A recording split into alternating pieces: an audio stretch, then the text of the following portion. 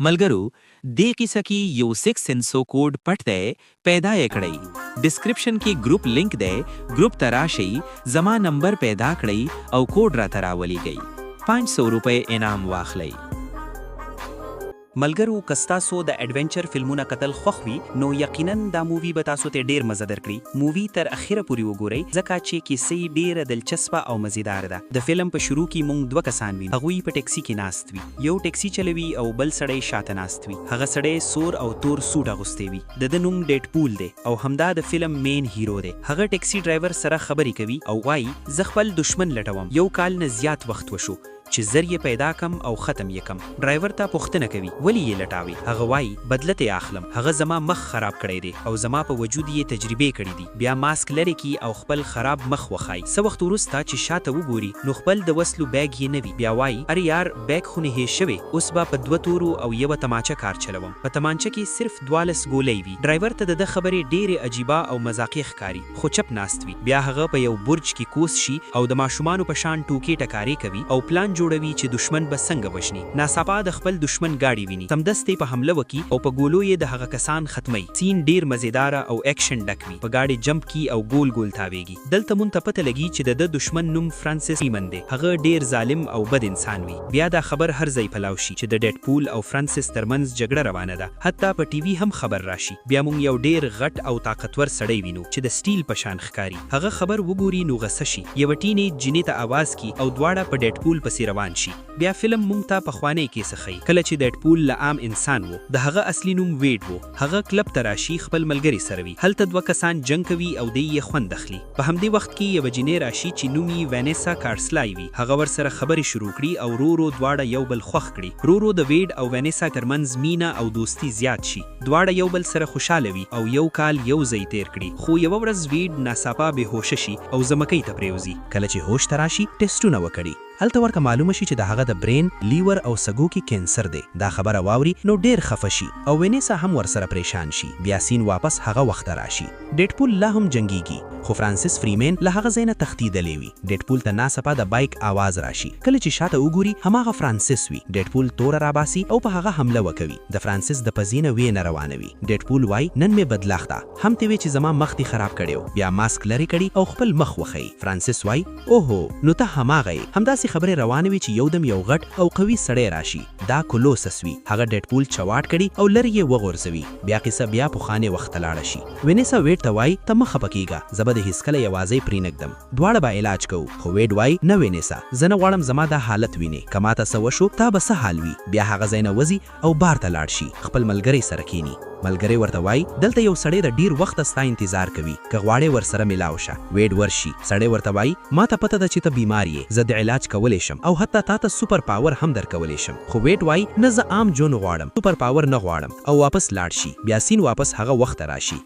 کولوسوس ډیډپول ته وای ته ولې خپل طاقتونه غلط استعمالوي ښه قرار وکړه خو ډیډپول وای ما ته نصیحت مه کوه چا چې زما سره بد کړي زه دې بدلا اخلم بیا هغه ټین ایج نجلي ورته وای شاته وګوره کله چې شاته وګوري فرانسیس بیا تښتیدلی وي ډیډپول ډیر غوسه شي او کولوسوس ته وای تا له خبرو د وجې هغه وتښتې شو سټیل مین ډیډپول باندې حمله وکوي خو سټیل مین ډیر سختو نو د هغه دواړه بازوګان او یو خبره مته شي سټیل مین ورته وای یار تا زما دماغ خراب کو هغه ډیډپول په زوره هټ کړي او ډیر لری وغورځوي بیا سټیل مین خپل بازو د ډیډپول سره او ځان سره یې بوزي بیا ډیډپول عجیب حرکت وکړي د ورته وای چې لاس میکلاو کی نو هغه خپل لاس پرې کړي د لاس نه ډیره وینه راځي کدا یو نارمل انسان وي نو هغه ځای به مړ وای خدا یو راز دی زه ورسته به درته وایم چې ډیډپول ولې نه مړ شه د دینه ورسته ډیډپول د برج نه لاندې ټوپ وهي او یو کچري ټرک کې غورځوي او بیا قصه واپس هغه وخت راشي کله چې هغه لا ویډو او عام انسانو هغه بهوش وي چې سترګې کراوه کړي ویني چې په یو نامعلوم ځای کې بند دی هلته دوه کسان وي یو سړی او یو ښځه هغوی د هغه په بدن کې انجکشنونه لګوي په دې باندې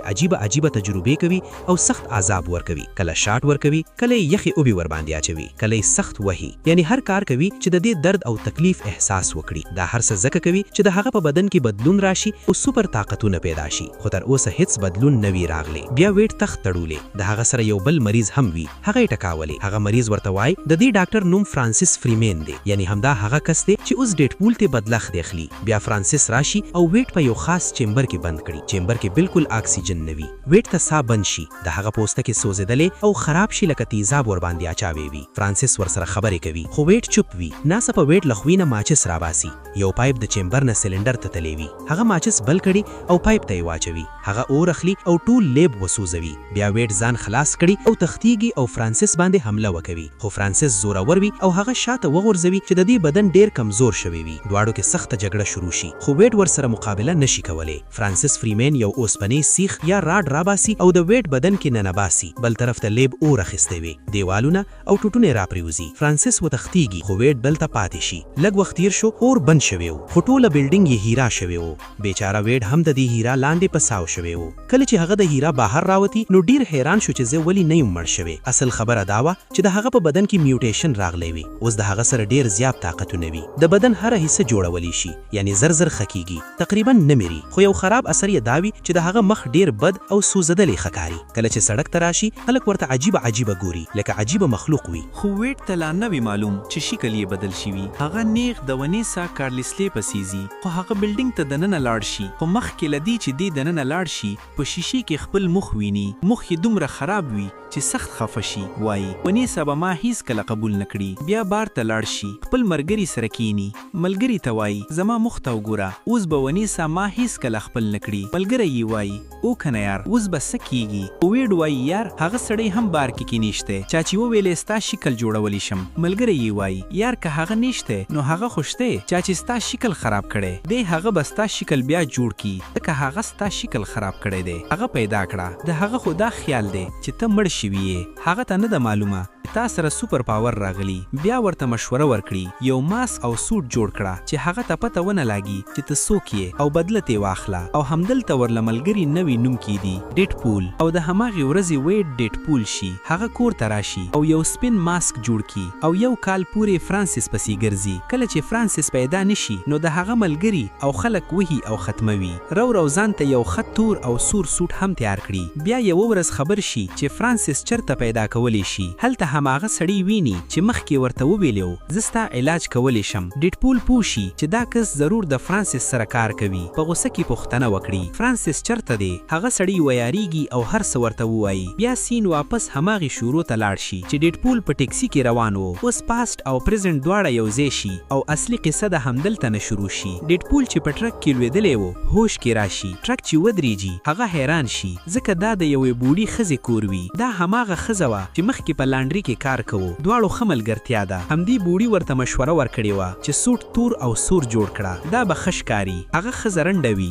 نو د ویډ مخ نشي لیدلی. دلته موږ ته دا هم معلومه شي چې که د ډیډپول د بدن کوم حصه پرې شي واپس زر روغیږي. دا د هغه سوپر پاور دی. هغه بوډۍ ته وایي زه دلته لږ پاتې کیدی شم تر څو زما لاس واپس جوړ شي. بیا به فرانسیس پسې لاړ شم. بل طرف ته فرانسیس د خپلې ملګري جینۍ سره وي، هماغه چې په لیب کې د ویډ تجربې کوي. دواړه د ویډ ملګري بار ته راشي او پوښتنې ستې وکړي چېرته د ویډ دی. ملګری یې وایي مته پته نشته. بیا هغوی ته د ویډ او ونیسا کارلسلې په تصویر په لاس ورشي. جینۍ یې وایي زه ونیسا پیژنم. د ویډ تر ټولو کمزور حصه همدا ده. د هغې نه به ویډ ته ورسیږو. بیا سمدسي د ویډ ملګري ته هغه ته کال کی او هر څه ورته ووایي. ویډ ډیر پریشان شي او نیغ هماغه بار په لاړ شي چې ونیسا پکې کار کوي. ویډ بار ته لاړ شي او هر چا نه پوښتنه کوي تاسو ونیسا لیدلې ده؟ هغه زما ملګري ده. خو چې کله خپله ونیسا کارلسلې ویني نو زړه یې نه کیږي چې ورسره خبرې وکړي ځکه چې هغه به د دې مخ ویني او ویریږي. نو چوپ چاپ واشروم ته ننځي. هم دومره کې څوک د ونیسا ته وایي تا پسې څوک ګرځي. هغې ته خیال راشي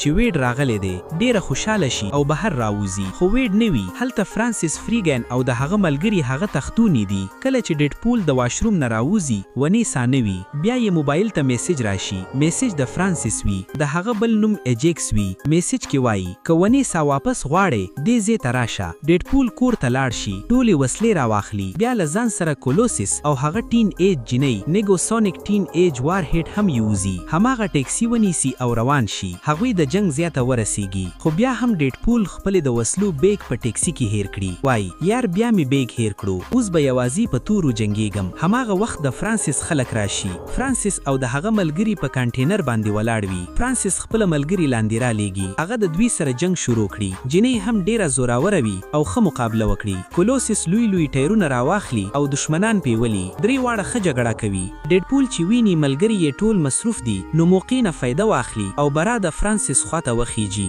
هلته د دواړو ترمنځ سخته جګړه وشي لاندې د فرانسیس ملګري کولوسس کلک نیولی وي خو نجلۍ خپل ټول پاور او زور استعمالو کړي او بلاست وکړي او ټول کانټینر واخوازي او راغورځي د ونیسا په یو بند چیمبر کې وي هغه هم لاندې لویزي فرانسیس هم راغورځي خو ډیډپول زر ورمنډه کړي او ونیسا بچ کړي هغه د چیمبر نه راوباسي هماغه وخت فرانسیس بیا راشي او حمله وکړي خو ډیډپول زر هیل شي بیا راپاسي او فرانسیس لاندې راغورځوي او پکې کینی اوس ډیډپول فرانسیس کړک نیولې وي او ډیره یې وهي د فرانسیس فریمین لخلو او پوزي وینه روانه ده ډیډپول ورته وایي اوس زما مخ سم کړه فرانسیس خواندي او وایي ته فکر کوي چې زه به ستا مخ سم کم هیڅکله نه ډیډپول وایي ښه ده سمه ده یو وړوک تمانچه راواخلي او په هغه ډز کوي هماغه وخت شاته نه کولوسس چیغه کړي ډیډپول ته هیرو یې داسې مه کوه خو ډیډپول خبره نه واوري او فرانسیس په مخ واولي کولوسس که ډیر غټ او زوراور ښکاریږي خو دا سین چې ویني زړه خراب شي او نږدې الټې وکړي بیا ونیسا کارلسلی راشي هغه په غوسه ډیډپول وهي ډیډپول وایي ښه ده وهه ته حق لري